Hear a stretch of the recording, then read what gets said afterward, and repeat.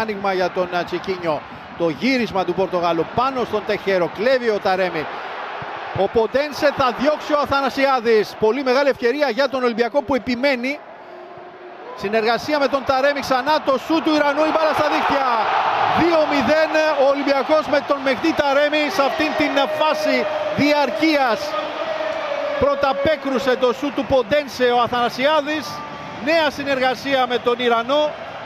Να τροφοδοτείται από τον Πορτογάλο. Αυτή τη φορά δεν άφησε την ευκαιρία να πάει χαμένη ο Μεχτή Ταρέμι και έκανε το 2-0.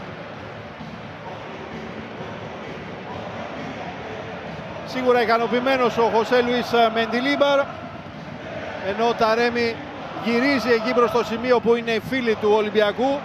Θα ξαναδούμε αυτήν την φάση.